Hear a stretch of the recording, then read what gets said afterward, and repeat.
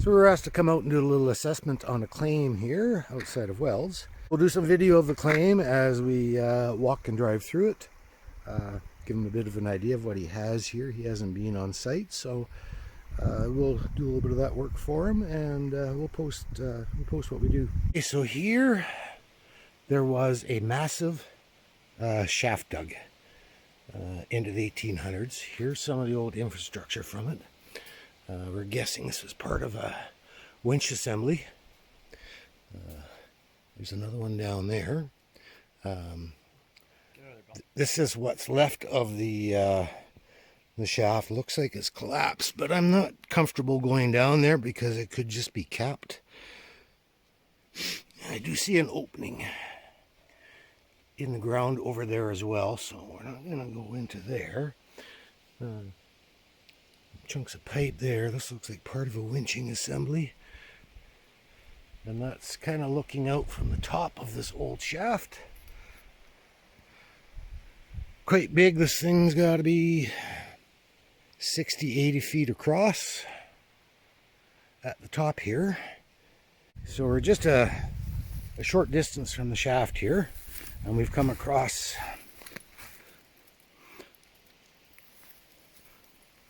this scrap metal, which is part of an old man lift. There's the locks and whatnot. Or maybe an ore cage. Ore cage, man cage, same thing. When do you think this was? This is 1920s. This shaft was used 3 times. Originally built with a shorter, narrower shaft somewhere in the bush here in the 1890s, 1900.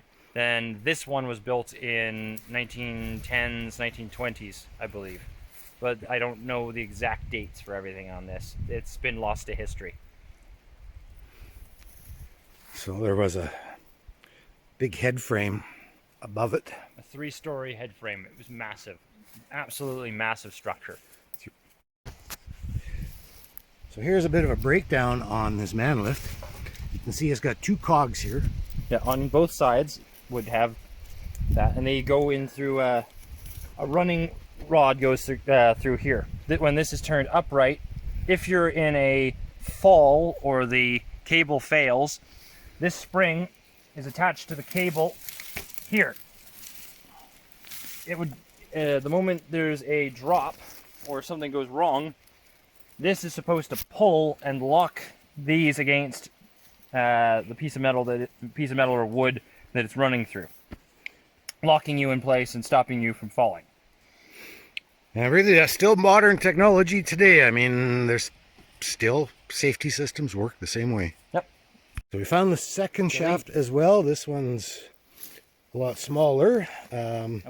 Built in the late 1800s? 1890s, yep. It was the first shaft on this property to be sunk. It was a dual compartment shaft with a simple water wheel to pump the water out. It was abandoned due to depth. They couldn't bottom to bedrock.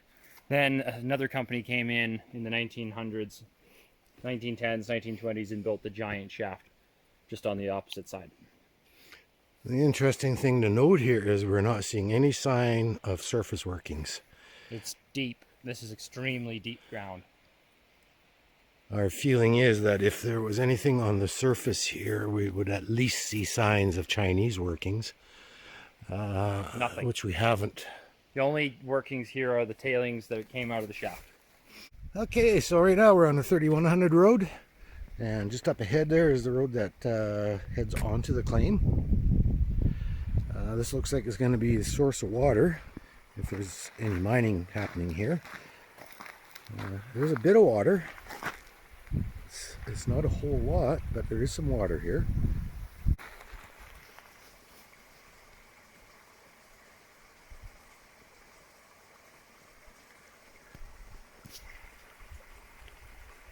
Gives you an idea of the amount of water we have flowing right now, late in the year.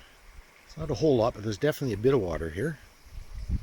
Probably better earlier in the year. Some of the creeks around here are dry right now. Now we're looking down to where we just were. That's the swamp down there. The claim heads off in that direction. It's on both sides of the road. Just for the sake of keeping the video short, I will drive to the rough end of the claim.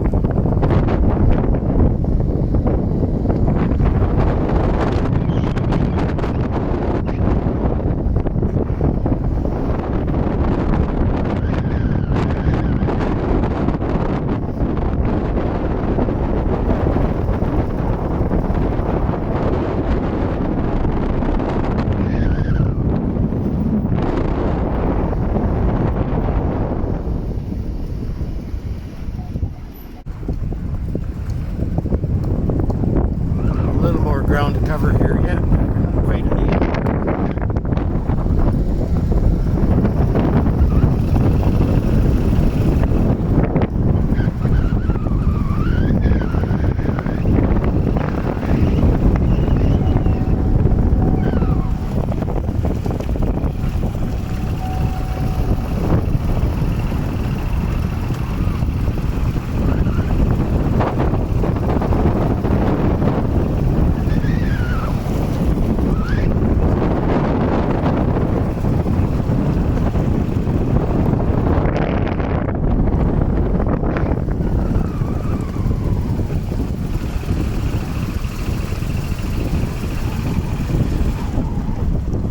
This would be about the end of the claim here.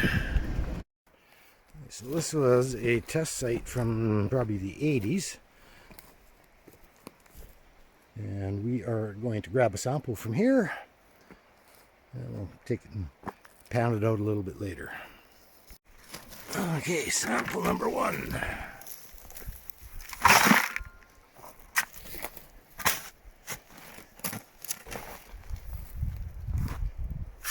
Oh no, that's a panful. Yeah, sample number 2. Well, sample number 3. Opposite side of the road, farther down the hill. This really just looks like glacial till in here. Just gravel, sand, silt. Mildly rounded rocks, lots of silt. Glacially pushed. All just glacial till, not really any sign of river rocks. They're all fairly angular. Okay, sample site number 4. We're in the bottom of a ravine. We're just on this side of the swamp now. The road we traveled up was down there. So we're on the opposite side now. And there's an active placer mine just above us. The bedrock here rises up near surface, and there's an active mine right here. Okay, here we are. Sample pans 1 and 2.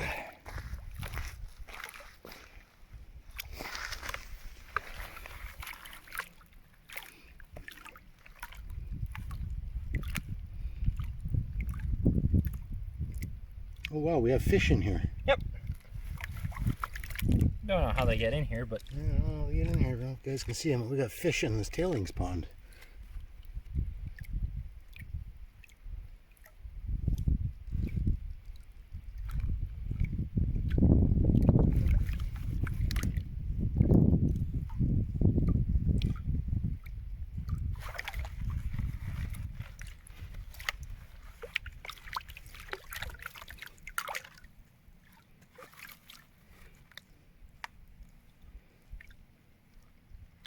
some magnetite. Darker heavies, but that's about it.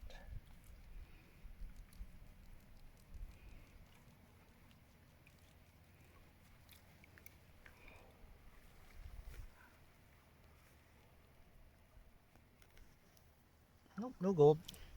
Just very few bits of magnetite.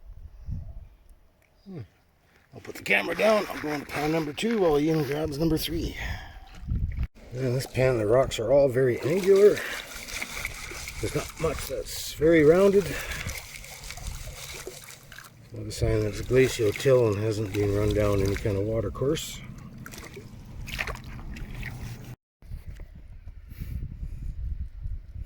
I don't know if you can see them, but this pan here we have 1, 2, 3, 4, 5. Probably 6 little colors that you probably can't see. Well, that's not too bad a pan for a small pen. But we are going to get more of this sample and repan it, second batch, and see what that one looks like, just to confirm. This is second pan coming out of that one sample. Don't see much. Oh, it was one speck. I saw a tiny speck. And Ian's panning out sample number 4. And I'm panning gully sample again.